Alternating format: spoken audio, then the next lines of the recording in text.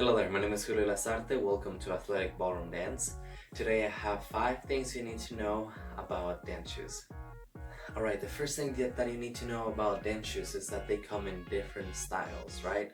And I'm not talking about how the leather is different or the build is different. What I'm talking about is there's the difference between the Latin heels and the standard heels or shoes, right? As you can see, the build is different because both of them they serve a different purpose. It would be the same thing for the ladies. The ladies would have two different types of shoes, one for Latin and one for standard. The second thing that you need to understand is the height of the heel. And that is because if you are just starting to dance and you don't have enough strength on your tootsies, then you won't be able to perform well in a shoe that is tall, and so all of your weight because of your heel is gonna be driving all of your weight down to your toes, and you're not gonna be able to function properly because you're not used to it. If anything, you're just gonna injure yourself, and you're gonna end up like me with Morton's neuroma, and that I talked about in another video. You can go check it out. So we don't want that, so you can build up to it. And if you are strong and you're brave and you think you can do it, then just go for it for the 2 inches. I know the standard goes from less than 1 inch all the way to 2. I haven't seen 2 inches on a standard shoe, but the one that I have right here is just 1.5 inches, I believe. Now you'll have a combination of this style and the height, and that'll be through your practice shoe. So your practice shoe, as you can see, it looks like a regular tennis shoe, but it has the sole split, so you can point more, so you know where if you're taking heel leads or if it's all about the ball flat or just ball. These shoes are available for you to use, but make sure you ask your coach if they are okay with you just wearing these, because I know they would want you to wear your heels, your shoes, you know. But nonetheless, like, this is a good option too.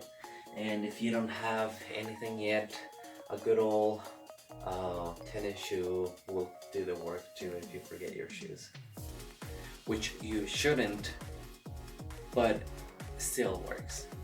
Now let's talk about brands. There are multiple brands out there, and the best suggestion for you would be if you want to have a shoe that is going to last you a semester, if it's going to last you for a full year, if you're going to have it for a lifetime, and how much are you willing to practice, right, on those shoes. So if you have some shoes that are especially for competition, or if you have some shoes that are only for practice, I would say that would be up to how much you're willing to spend.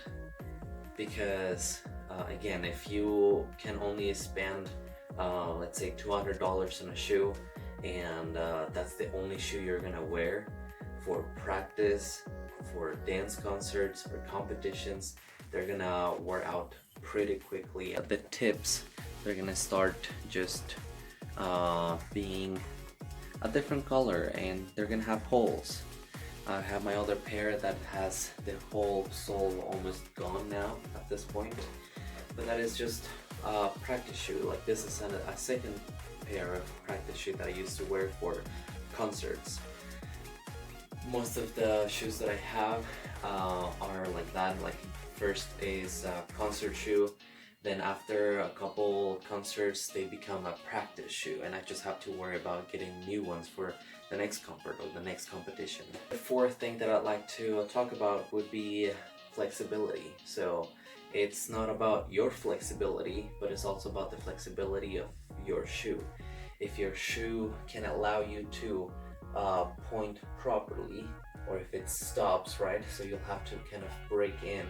But some shoes, they have almost like a bridge down here that kind of connects both of these pieces together, and they prevent you from pointing. I don't have those shoes. I used to have a pair of those shoes, but they're gone because they don't really help you, or well, they didn't help me, and they just basically just allowed you to point like this instead of like what you really want and try to show that figure of your foot.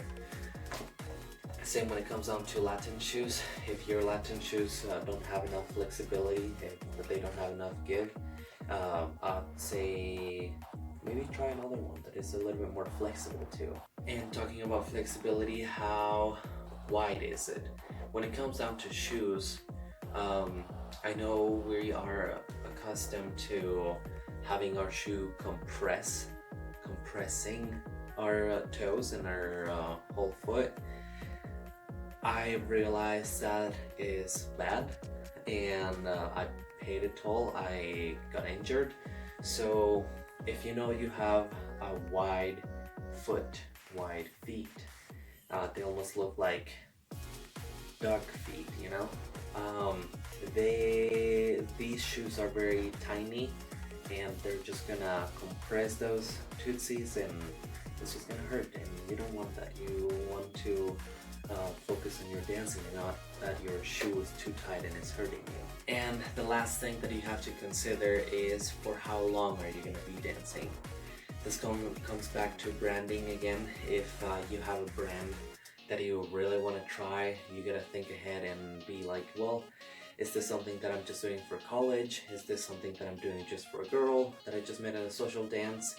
Is this something that I am passionate and I really want to pursue this degree, this major, this career, this profession?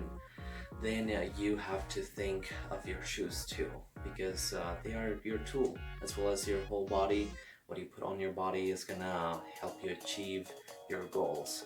So again, if you're thinking of going long term, think of a better shoe that is gonna last a little bit longer. There are some pages that I will link down below for you to check out some shoes.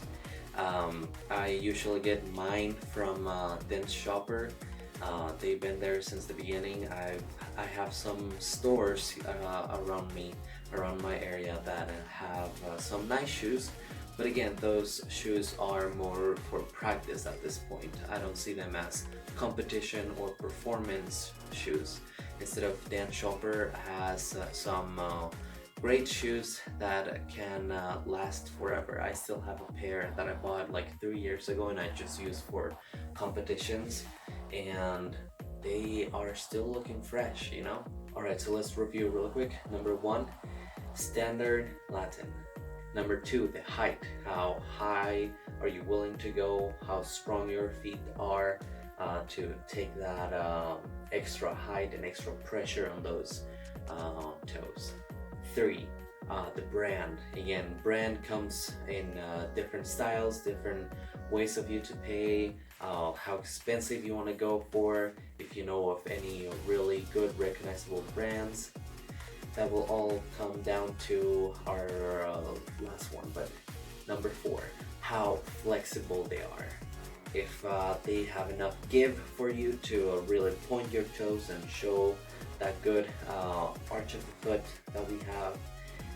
If they are too stiff, then how you can work through them. So flexible shoes.